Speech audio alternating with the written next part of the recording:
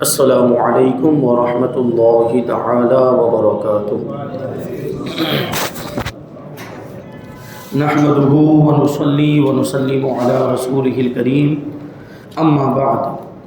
فاعوذ باللہ من الشیطان الرجیم بسم اللہ الرحمن الرحیم ان اللہ وملائکته يصلون على النبی یا ایہا الذین آمنوا صلوا علیہ وسلموا تسلیما اللہم صل علی سیدنا ومولانا محمد معدن الجود والکرم وآلہ الکرام وابنہ الکریم وبارک وسلم صلاة وسلاما علیک یا رسول اللہ صلی اللہ تعالی علیہ وسلم۔ اس سے پہلے حضور پاک صلی اللہ علیہ وسلم کی اولاد امجاد کا تذکرہ ہوا۔ اب یہاں سے حضور پاک صلی اللہ علیہ وسلم کے دوسرے رشتہ داروں کا ذکر کرتے ہیں۔ سب سے پہلے حضور کے چچاؤں کا ذکر کریں گے۔ فرماتے ہیں کہ حضور پاک صلی اللہ علیہ وسلم کے چچاؤں کی تعداد میں مورخین کا اختلاف ہے۔ بعض کے نزدیک ان کی تعداد 9 ہے، بعض نے کہا کہ 10 اور بعض کا قول ہے کہ 11، مگر صاحب مواہب لدنیہ نے ذخائر العقبہ فی مناقب ذوی القربہ سے نقل کرتے ہوئے تحریر فرمایا ہے کہ آپ کے والد ماجد حضرت عبداللہ کے علاوہ عبد المطلب کے 12 بیٹے تھے، جن کے نام یہ ہیں: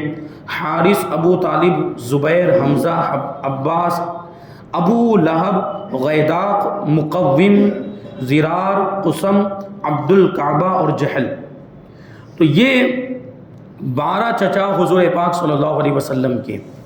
ان میں سے صرف حضرت امیر حمزہ اور حضرت عباس رضی اللہ تعالی عنہما نے اسلام قبول کیا۔ حضرت حمزہ رضی اللہ تعالی عنہ بہت ہی طاقتور اور بہادر تھے۔ ان کو حضور اقدس صلی اللہ علیہ وسلم نے اسد اللہ اور اسد الرسول یعنی اللہ اور اس کے رسول کا شیر اس لقب سے ممتاز فرمایا تھا اور اس سے سرفراز فرمایا۔ یہ 3 ہجری میں جنگ احد کے اندر شہید ہو کر سید الشہداء کے لقب سے مشہور ہوئے۔ سید الشہداء کا مطلب یہ ہوتا ہے شہیدوں کا سردار۔ اور مدینہ منورہ سے 3 میل دور خاص جنگ احد کے میدان میں آپ کا مزار پر انوار زیارت گاہ عالم اسلام ہے۔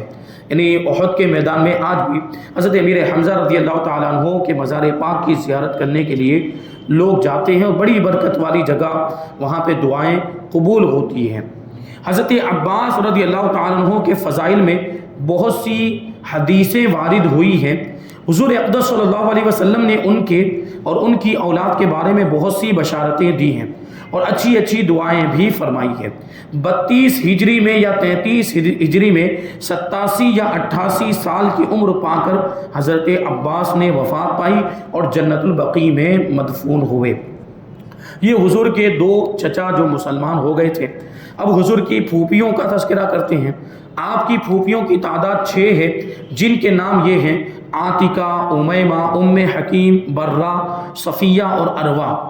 ان میں سے تمام مورخین کا اتفاق ہے کہ حضرت صفیہ رضی اللہ تعالی عنہ نے اسلام قبول کر لیا تھا۔ یہ زبیر بن عوام رضی اللہ تعالیٰ عنہ کی والدہ ہیں اور یہ بہت ہی بہادر اور حوصلہ مند خاتون تھیں۔ غزوہ خندق میں انہوں نے ایک مسلح اور حملہ آور یہودی کو تنہا ایک چوب سے مار کر قتل کر دیا تھا۔ اس کا واقعہ غزوہ خندق کے تذکرے میں پیچھے گزرا کہ غزوہ خندق کے موقع پر جب مسلمان بیویوں کو ایک مقام پر محفوظ کر کے رکھا تھا، وہاں ایک یہودی ہتھیار لے کر آ گیا تھا تاکہ مسلمان بیویوں کو تکلیف پہنچا دے یا بچوں کو تکلیف پہنچا دے۔ اس وقت کوئی وہاں پر مرد سپاہی نہیں تھا، تو حضرت صفیہ رضی اللہ تعالیٰ عنہ حضور پاک صلی اللہ علیہ وسلم کی پھوپھی جان نے ایک لکڑی لی اور اس لکڑی سے اس یہودی کو اتنا مارا کہ وہ ہلاک ہو گیا۔ یہ ایسی بہادر تھی حضرت صفیہ رضی اللہ تعالیٰ عنہ۔ اور یہ بھی روایت ہے کہ جنگ احد میں بھی جب مسلمانوں کا لشکر بکھر چکا تھا، یہ اکیلی کفار پر نیزہ چلاتی رہی، یہاں تک کہ حضور صلی اللہ علیہ وسلم کو ان کی غیر معمولی شجاعت و بہادری پر بہت زیادہ تعجب ہوا، اور آپ نے ان کے فرزند حضرت زبیر ابن عوام کو مخاطب کر کے ارشاد فرمایا کہ ذرا اس عورت کی بہادری اور جانثاری تو دیکھو، 20 ہجری میں 73 برس کی عمر پا کر مدینہ منورہ میں وفات پائی اور جنت البقیع میں مدفون ہوئی۔ حضرت صفیہ کے علاوہ اروہ اور عاتقہ اور امیمہ کے اسلام میں مورخین کا اختلاف ہے، بعضوں نے ان تینوں کو مسلمان تحریر کیا ہے اور بعضوں کے نزدیک ان کا اسلام ثابت نہیں ہے، واللہ تعالی عالم۔ یہ حضور کی پھوپھیوں کا ذکر ہوا۔ اب حضور پاک صلی اللہ علیہ وسلم کے خدام خاص، یعنی وہ صحابہ کرام جو حضور پاک صلی اللہ علیہ وسلم کی خدمت میں رہتے تھے،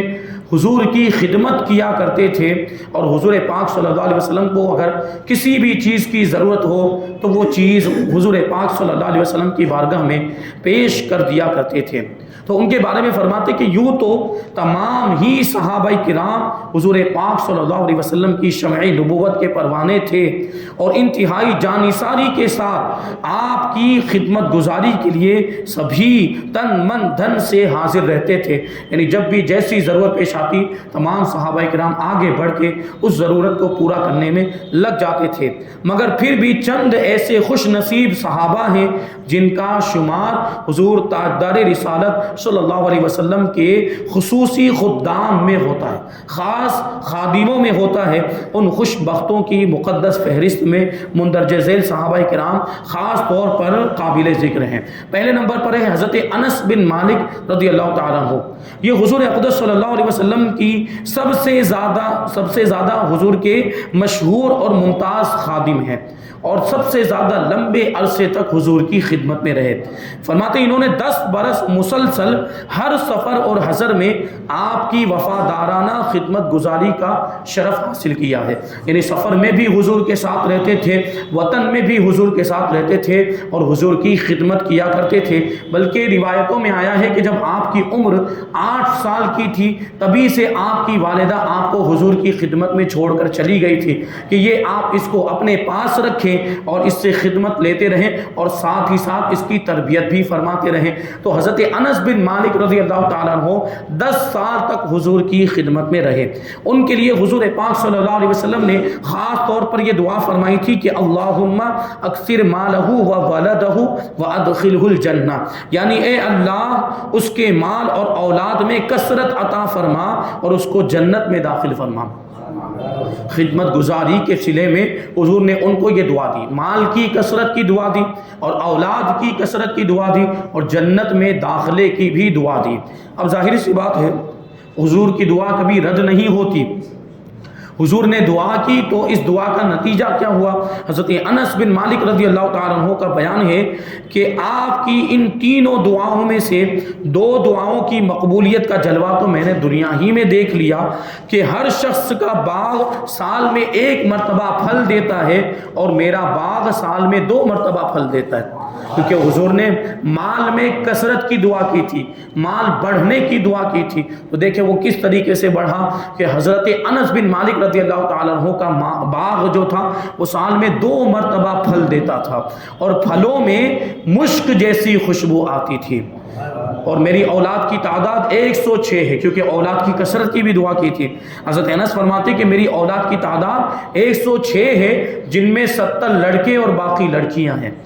یہ 2 دعائیں تو قبول ہو گئی، اور میں امید رکھتا ہوں کہ میں تیسری دعا کا جلوہ بھی ضرور دیکھوں گا، یعنی جنت میں داخل ہو جاؤں گا۔ اور حضور کے صحابی ہیں، تمام صحابہ تو ویسے ہی جنتی ہیں، حضور کی صحبت کی وجہ سے تو ویسے ہی جنت مل جاتی، لیکن حضور نے ان کے لیے دعا بھی فرما دی، اب تو جنت یقینی ہو گئی۔ انہوں نے 2286 حدیثیں حضور صلی اللہ علیہ وسلم سے روایت کی۔ محدثین میں آپ کا بہت بڑا مرتبہ ہے، محدثین صحابہ کرام میں سوچنے جیسی بات ہے کہ 2286 بہت بڑی تعداد ہوتی ہے۔ اتنی ساری حدیثیں حضرت انس بن مالک کیونکہ حضور کی خدمت میں رہتے تھے اور حضور کے ساتھ سفر میں بھی ہوتے، حضر میں بھی، تو جو بھی حضور ارشاد فرماتے تھے آپ اس کو یاد کر لیا کرتے تھے۔ تو اس طرح 2286 حدیثیں، اور فی ظاہر سے بات عمر بھی اتنی زیادہ ہوئی، عمر بھی اللہ تبارک و تعالیٰ نے اتنی عطا فرمائی تھی، تو عمر زیادہ ہونے کی وجہ سے حضور کے دنیا سے ظاہری طور پر تشریف لے جانے کے بعد آپ کے شاگردوں کی ایک بہت بڑی تعداد کہ لوگ پھر آپ کی بارگاہ میں حاضر ہوتے تھے حدیثیں سننے کے لیے، حدیثیں سیکھنے کے لیے۔ تو اس کے بارے میں فرماتے ہیں حدیث میں ان کے شاگردوں کی تعداد بہت زیادہ ہے، ان کی عمر 100 برس سے بھی زیادہ ہوئی تھی، 100 برس سے بھی زیادہ، تو اتنے زمانے تک رہے، تو حدیثیں لوگوں کو سناتے رہے، اور جو بھی حدیث سننے آپ کے پاس آتے ظاہر سی بات وہ ان کے شاگرد بن جاتے تھے۔ تو اس طرح ان کے شاگردوں کی تعداد بھی بہت زیادہ ہے۔ بصرہ میں 91 یا 92 یا 93 ہجری میں آپ نے وفات پائی، اور یہ بات بھی آپ ذہن میں رکھیں کہ حضور پاک صلی اللہ علیہ وسلم کی وفات کے بعد بہت سارے صحابہ کرام ایسے تھے جو مدینہ منورہ چھوڑ کر دوسرے مقامات پر چلے گئے تھے، اور اس کی وجہ بھی عشق رسول ہے، مدینہ منورہ چھوڑنے کی وجہ بھی، ورنہ مدینہ کو کون چھوڑے گا، حضور کا پیارا شہر اور حضور کا پیارا وطن، اسے کون چھوڑے گا۔ وہ صحابہ کرام کا جذبہ یہ تھا کہ حضور سے ایسی محبت اور ایسا لگاؤ تھا کہ ظاہری طور پر حضور کی دنیا سے تشریف لے جانے کے بعد حضور کی یاد ستاتی تھی، اور مدینہ منورہ کی چیزوں سے بلکہ پورے مدینہ منورہ سے حضور کی یادیں وابستہ تھی۔ تو جب وہ مدینہ میں رہتے تھے تو ہمیشہ ان کو حضور کی یاد آتی رہتی تھی، کوئی بھی چیز دیکھتے، مسجد نبوی کو دیکھتے یا حضور کے منبر کو دیکھتے، حضور کے مصلی کو دیکھتے، حضور کے مکان مبارک کو دیکھتے، یا حضور کے شہزادوں کو اہل بیت اطہار کو دیکھتے تھے، تو ان کو حضور کی یاد آ جاتی تھی، تو تڑپنے لگ جاتے تھے اور ان کی کیفیت دیگرگوں ہو جاتی تھی۔ اس لیے بعض صحابہ کرام مدینہ منورہ چھوڑ کر دوسرے مقامات پر چلے گئے تھے، اور پھر دوسری ضرورتیں بھی تھی، اسلام کو پھیلانا تھا اور دین کی تبلیغ بھی کرنی تھی اور دین کی معلومات دوسروں تک پہنچانی بھی تھی، اس لیے دوسرے شہروں میں جانا ضروری بھی تھا۔ تو بعض صحابہ کرام دوسرے شہروں میں گئے، تو حضرت انس بن مالک رضی اللہ تعالیٰ عنہ بصرہ تشریف لے گئے تھے، اور وہیں پر آپ نے اپنی زندگی کے آخری ایام گزارے، وہیں پر آپ کی وفات ہوئی، اور بصرہ ہی میں آپ کا انتقال بھی ہوا، وہیں پر آپ کا مزار پاک۔ نمبر 2، حضرت ربیعہ بن کعب اسلمی رضی اللہ تعالیٰ عنہ،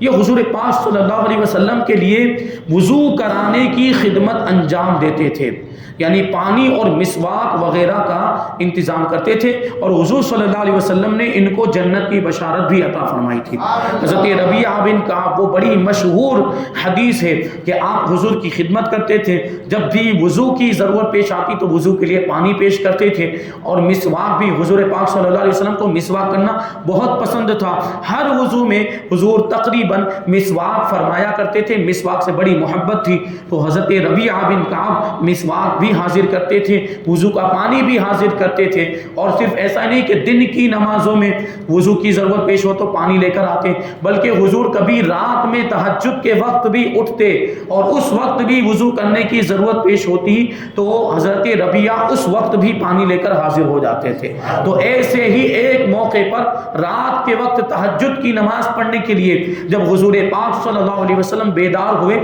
حضرت ربیعہ نے وضو کا پانی پیش کیا، تو حضرت ربیعہ کی اس خدمت پر خوش ہو کر حضور پاک صلی اللہ علیہ وسلم نے ارشاد فرمایا تھا کہ اے ربیعہ، مانگ کیا مانگتا ہے، جو بھی مانگے گا وہ تجھے دیا جائے گا۔ اب یہ جملہ کون بول سکتا ہے؟ یہ جملہ وہی بول سکتا ہے جس کو مختار کل بنا دیا گیا ہو، جس کو ساری چیزوں کا اختیار دے دیا گیا ہو، اور ساری، اب ظاہر سی بات ہے یوں کہہ دیا کہ جو بھی مانگنا ہے وہ مانگو، چاہے دنیا کی چیز ہو یا آخرت سے تعلق رکھنے والی چیز ہے۔ اس سے پتہ چلتا ہے کہ حضور دنیا کی چیزیں بھی عطا کرنے کا اختیار رکھتے ہیں، اور آخرت کی نعمتیں عطا کرنے کا بھی اختیار حضور کو ہے، اور یہ اختیار اللہ تبارک و تعالیٰ نے ہمارے آقا کو عطا فرمایا۔ اور اسی طرح تو دیکھیں آگے پھر ہوا کیا، حضرت ربیعہ نے جب دیکھا کہ دریائے رحمت جوش میں ہے، حضور فرما رہے ہیں کہ جو مانگنا ہے مانگ لو۔ ہم اور آپ لوگ ہوتے یا کوئی دنیا دار آدمی ہوتا تو دنیا کی دولت مانگ لیتا،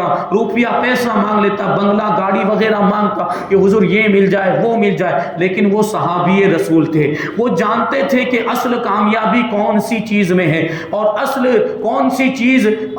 مانگنی چاہیے تو انہوں نے دنیا کی کوئی چیز نہیں مانگی، مال و دولت، روپیہ پیسہ، درہم و دینار نہیں مانگے، بلکہ انہوں نے سیدھا جنت میں حضور کا ساتھ ہی مانگ لیا۔ انہوں نے کیا عرض کیا؟ حضور جنت میں بھی آپ کی خدمت کرنا چاہتا ہوں، جس طریقے سے دنیا میں آپ کے ساتھ رہتا ہوں اور آپ کی خدمت کرتا ہوں، جنت میں بھی آپ کا ساتھ مل جائے۔ کیونکہ حضرت ربیعہ کا عقیدہ تھا، حضرت ربیعہ صحابی رسول ہیں، آج کل کے وہابیوں کی طرح نہیں تھے، ان کا عقیدہ یہ تھا کہ حضور سے جو مانگا جائے وہ عطا فرماتے ہیں، اور پھر یہ بات کہ حضور مل گئے تو پھر پوری کائنات مل گئی، پھر دوسری نعمتیں مانگنے کی ضرورت ہی کیا، مال و دولت مانگنے کی ضرورت ہی کیا، حضور کا ساتھ مل جائے تو پھر سب کچھ مل جائے گا، اور حضور مل گئے تو پھر کسی اور چیز کی ضرورت ہی نہیں پڑے گی۔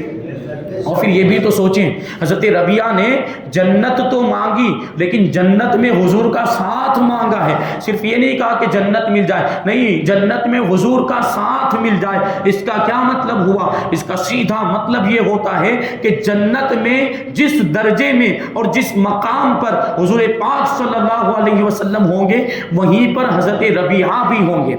اور حضور تو جنت میں سب سے اعلیٰ مقام پر ہوں گے، سب سے اونچے مقام پر ہوں گے، حضرت ربیعہ بھی اس دعا کی برکت سے اور حضور کی خدمت کی برکت سے اسی مقام میں ہوں گے جہاں پہ حضور ہوں گے، کیونکہ جہاں مخدوم ہوتا ہے خدمت کرنے کے لیے خادم کا بھی وہاں پر ہونا ضروری ہوتا ہے۔ جیسے کہ آپ کا کوئی خادم ہے یا آپ نے کسی کو نوکر رکھا ہوا ہے، آپ سورت کے اندر موجود ہیں لیکن آپ کا خادم احمد آباد کے اندر موجود ہو تو کیا وہ آپ کی خدمت کر سکے گا؟ یا نوکر ہونے کی حیثیت سے وہ آپ کا کام کر سکے گا؟ نہیں کر سکے گا۔ اس کے لیے ضروری ہے کہ جہاں آپ ہیں وہیں پر آپ کا خادم بھی ہو۔ تو حضرت ربیعہ نے یہ بات کہی تھی کہ جنت میں بھی آپ کی خدمت کرنا چاہتا ہوں، اس کا مطلب یہ ہے کہ جنت میں حضرت ربیعہ وہاں پر رہنا چاہتے ہیں جہاں پر حضور تشریف فرما ہوں گے۔ اور پھر ایسا بھی نہیں کہ جب حضرت ربیعہ نے یہ بات کہی کہ جنت میں آپ کا ساتھ چاہتا ہوں تو حضور نے یہ فرمایا کہ بہت بڑی چیز مانگ لی تم نے، یہ تو میرے اختیار میں نہیں، دنیا کی کوئی چیز مانگی ہوتی تو دے دیتا،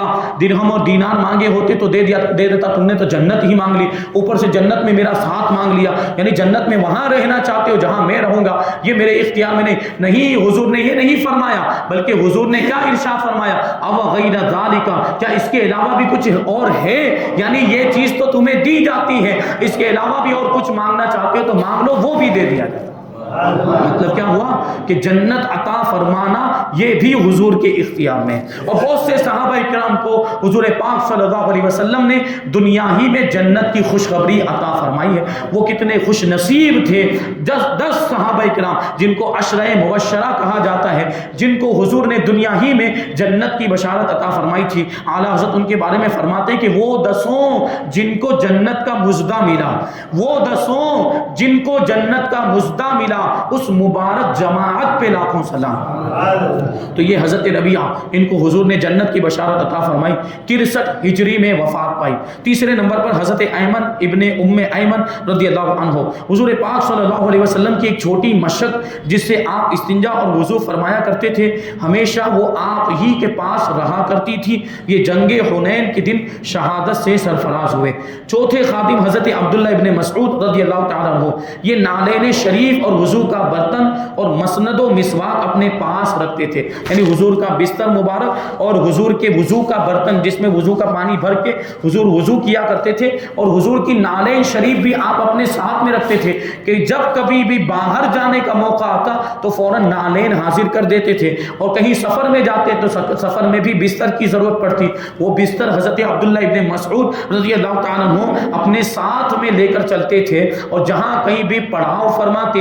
جہاں کہیں بھی منزل پر اترتے تھے اور آرام کرنے کا وقت آتا تھا تو حضرت عبداللہ ابن مسعود رضی اللہ تعالیٰ عنہ حضور کا بستر بڑے سلیقے سے بچھا دیا کرتے، اور حضور پھر اس پر آرام فرما ہوتے تھے، اور جب نالین کی ضرورت پیش آتی تو نالین پیش کر دیتے، اور وضو کا برتن بھی پیش کر دیتے تھے جب وضو کرنے کی ضرورت پیش آتی تھی۔ اور سفر و حضر میں حضرت عبداللہ ابن مسعود آپ کی خدمت انجام دیا کرتے تھے، اور 60 سال سے زیادہ عمر پا کر 32 30 ہجری میں یا 33 ہجری میں، بعض کا قول ہے کہ مدینہ میں، اور بعض کے نزدیک کوفہ میں آپ نے وصال فرمایا۔ اور حضرت عبداللہ ابن مسعود رضی اللہ تعالیٰ عنہ کے بارے میں ایک بات یہ آپ کو بتا دوں کہ آپ محدث ہونے کے ساتھ ساتھ بہت بڑے فقیہ بھی تھے، یعنی شریعت کے احکام کے جاننے والے، اور مجتہد بھی تھے، یعنی قرآن اور حدیث سے مسائل نکالنے کی صلاحیت اللہ تبارک و تعالیٰ نے آپ کو عطا فرمائی تھی، کیونکہ اتنا علم ہر کسی کے پاس نہیں ہوتا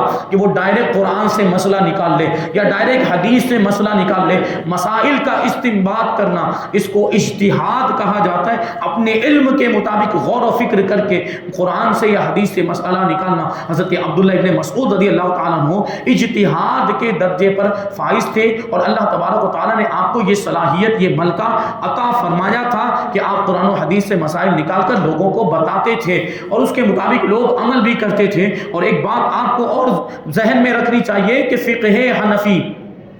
یعنی امام اعظم ابو حنیفہ رضی اللہ تعالیٰ عنہ کا جو مسلک ہے، یہ مسلک تقریباً اس کے اکثر جو مسائل ہیں وہ حضرت عبداللہ ابن مسعود رضی اللہ تعالیٰ عنہ کی بیان کی ہوئی حدیثوں سے ہی ثابت ہوتے ہیں۔ عام طور پر حضرت عبداللہ ابن مسعود کی حدیثوں کو امام اعظم نے اختیار کیا۔ اس کی ایک وجہ تو یہ تھی کہ آپ اکثر حضور کی خدمت میں رہا کرتے تھے، حضور کا پہلا عمل کون سا تھا، بعد والا عمل کون سا تھا، یہ بھی ملاحظہ کرتے، کیونکہ پہلے کچھ عمل کیا اور بعد میں کچھ عمل کیا ہو تو بعد والا عمل پہلے والے عمل کے لیے ناسخ ہو جاتا ہے، یعنی حضور نے بعد میں یہ عمل کیا، اس کا مطلب ہے کہ اب یہ عمل کرنا چاہیے، اس پر عمل ہونا چاہیے، پہلے والا عمل منسوخ ہو چکا ہے، اب اس پر عمل کرنا جائز نہیں ہے۔ تو یہ بھی چیزیں ہیں۔ حضرت عبداللہ ابن مسعود رضی اللہ تعالیٰ عنہ سفر و حضر میں حضور کے ساتھ رہے اور بہت ساری حدیثیں بھی روایت کی ہے، اس لیے ان کی حدیث، خاص طور پر رفع یدین والی حدیث، یہ نماز میں جو ہاتھ اٹھاتے ہیں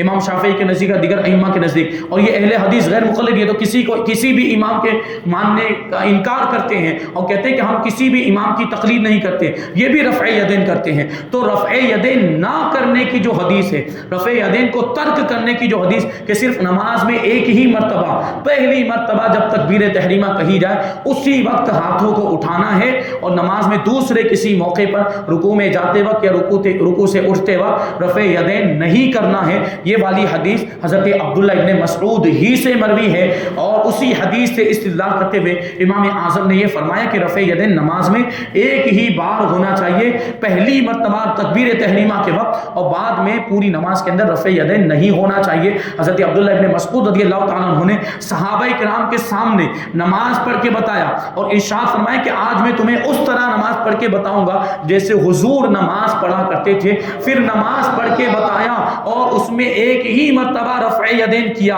شروع میں رفع یدین کیا، صرف شروع میں کانوں تک ہاتھوں کو اٹھایا، بیچ میں کہیں بھی کانوں تک ہاتھوں کو نہیں اٹھایا۔ اس مجمع میں بڑے بڑے صحابہ کرام موجود تھے، لیکن کسی نے انکار نہیں کیا کہ آپ نے غلط طریقہ بتایا ہے، نہیں، بلکہ سب نے تصدیق کی، یا یہ ہے کہ خاموش رہے، اور خاموش رہنا بھی یہ تصدیق کی علامت ہے اور اس کو صحیح ماننے کی علامت ہے۔ اس کا مطلب یہ ہے کہ حضور پاک صلی اللہ علیہ وسلم بھی جو نماز پڑھتے تھے اور اس نماز کے اندر رفع یدین ایک ہی مرتبہ تھا، اور وہی ہمارا مسلک ہے اور وہی ہمارا مذہب ہے کہ نماز میں ایک ہی مرتبہ رفع یدین کیا جائے گا۔ اور پھر یہ کہ حضرت عبداللہ ابن مسعود رضی اللہ تعالیٰ عنہ افقہ الصحابہ ہیں، یعنی صحابہ کرام میں بہت بڑے فقیہ ہیں، اور کسی مسئلے کو ثابت کرنے کے لیے اس صحابی کی حدیث زیادہ معتبر ہوتی ہے جو فقیہ ہوا کرتا ہے، یعنی مسائل کا علم رکھتا ہے اور جو اجتہاد کے درجے پر فائز ہوتا ہے۔ اس لیے حضرت عبداللہ ابن مسعود کی حدیث دیگر صحابہ کرام کی حدیثوں کے مقابلے میں